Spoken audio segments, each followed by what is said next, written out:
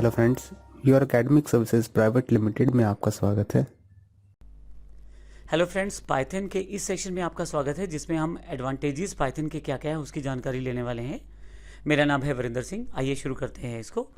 Python जो language है उसके बहुत सारे फीचर हैं जिसकी वजह से हम अन्य कोई और लैंग्वेज प्रयोग करने के बजाय पाइथन का प्रयोग करना पसंद करते हैं। जैसे कुछ एक फीचर्स यहाँ मैंने दिए हैं। हालांकि बहुत सारे फीचर्स हैं पाइथन के, लेकिन कुछ फीचर्स जो इंपॉर्टेंट है उनकी जानकारी मैं यहाँ देना चाहता हूँ, जिसकी वजह से पाइथन को प्रयोग करना एक एडवांटेज हो जाता है, आसान हो जाता है काफ़ी सारी चीज़ों को करना। अगर आप पहले से एक्सपीरियंस प्रोग्रामर हैं तो आपको अभी जो फीचर्स मैं बताने वाला हूँ उससे आइडिया हो जाएगा। और यदि आप शुरुआत कर रहे हैं बिल्कुल फ्रेशर के तौर पे, तो यह प्रोग्रामिंग लैंग्वेज आपको बहुत आसान लगने वाली है। अगर आप इसके बजाय C++ या जावा सीखते हैं तो थोड़ा सा वो टिपिकल रहता है, लेकिन यहाँ पाइथन बहुत ही सिंपल लैंग्वेज है सीखने के लिए और उसमें कार्य करने के लिए भी। तो आइए शुरू करते हैं एडवांटेजेस के बारे में। सबसे पहले मैं बता दूं, पाइथन एक हाई लेवल लैंग्वेज है। हाई लेवल लैंग्वेज का मतलब ये है कि आप सिंपल इंग्लिश वर्ड्स का प्रयोग करें और पाइथन उसे इंटरप्रेट करके कंप्यूटर की भाषा में उसे समझा देगा। तो इसका अर्थ ये हुआ कि बड़ी आसानी से आप केवल इंग्लिश के कीवर्ड्स का प्रयोग करते हुए पाइथन की प्रोग्रामिंग कर सकते हैं। इसीलिए ये बड़ी आसान हो जाती है सीखने के लिए भी और कार्य करने के लिए भी। सबसे इंपॉर्टेंट बात है कि जो इसका सिंपल और user friendly data structure segment है वो बड़ा सिंपल है, अर्थात आप बड़ी आसानी से प्रोग्रामिंग कर सकते हैं। कोई टिपिकल ब्रैकेट सिस्टम नहीं है इसमें, किसी भी तरह से इसमें बहुत ज़्यादा रूल्स को फॉलो नहीं करना आपको। जो पाइथन के बेसिक रूल हैं बस उन्हीं को फॉलो करना है। एक रिजिड प्रोग्रामिंग की तरह प्रोग्रामिंग नहीं करनी इसमें, आपको सिंपल प्रोग्रामर्स की तरह प्रोग्रामिंग करनी है जो बड़ी आसानी से आप कर पाएंगे। ऑब्जेक्ट ओरिएंटेड प्रोग्रामिंग सिस्टम इसमें पहले से शामिल है, तो आप ऊप्स के सभी फीचर्स का इसमें प्रयोग कर पाएंगे, चाहे वे क्लासेस हैं, ऑब्जेक्ट्स हैं या बाकी अन्य फीचर हैं, वो सभी आप इसमें प्रयोग कर पाएंगे। जैसे एक इंपॉर्टेंट फीचर है रीयूजेबिलिटी, तो आप कोडिंग करके उसको रीयूज़ कर सकते हैं, वह फीचर ऊप्स का ही इंपॉर्टेंट फीचर है।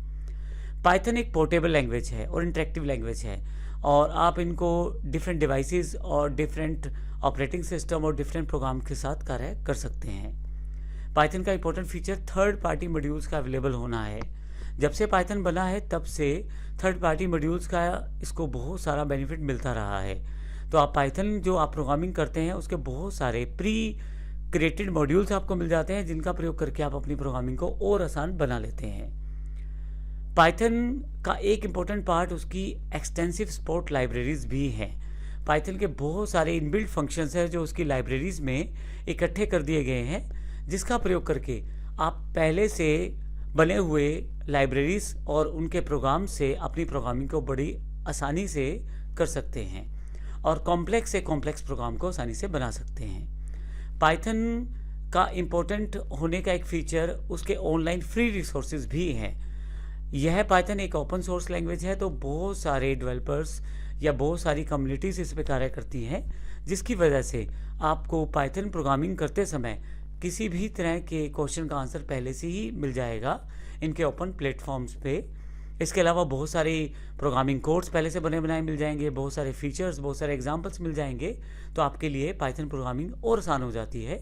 इसी वजह से इसका बड़ा एक एडवांटेज भी बन जाता है ऑनलाइन फ्री रिसोर्सेज होना। पाइथन सिंपल है, कोई हार्ड स्ट्रक्चर लैंग्वेज नहीं है, और सबसे इम्पोर्टेंट डायनेमिकली ये टाइप लैंग्वेज है। इसका मतलब ये है जैसे जैसे आप टाइप करेंगे वैसे वैसे आप पाइथन की प्रोग्रामिंग भी करते चले जाएंगे। जिसका एक सिंपल सा एग्जांपल मैं देना चाहता हूँ।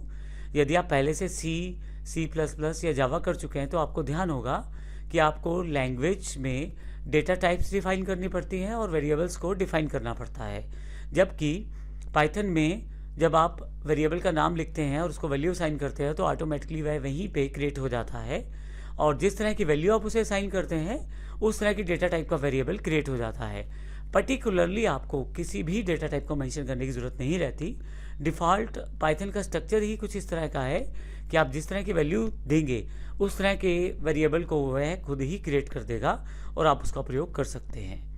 डिफरेंट ऑपरेटिंग सिस्टम पे भी, अक्रॉस ऑपरेटिंग सिस्टम प्रोग्रामिंग के लिए भी आप इसका प्रयोग कर सकते हैं। यानी कि लाइनक्स है या ऑपरेटिंग सिस्टम है, या हम यूनिक्स प्रयोग कर रहे हैं या विंडोज़ का प्रयोग कर रहे हैं या मैक का, वहाँ पे पाइथन प्रोग्रामिंग के द्वारा बनाए गए प्रोग्राम का प्रयोग कर सकते हैं। जो मैंने इतने सारे फीचर्स आपको बताए हैं, यही एक वजह है कि प्रोग्रामर्स खुद भी पाइथन में प्रोग्रामिंग करना पसंद करते हैं। पाइथन में प्रोग्रामिंग करना आसान है, सिंपल है, जिसकी वजह से आपको बड़ी जल्दी ही और बड़ी आसानी से आप प्रोग्रामिंग सीख भी सकते हैं और उसमें कार्य भी कर सकते हैं। तो ये कुछ एक एडवांटेजेस बताई हैं पाइथन की, जिसकी जानकारी आप प्राप्त करके आसानी से पाइथन में प्रयोग कर सकते हैं। धन्यवाद।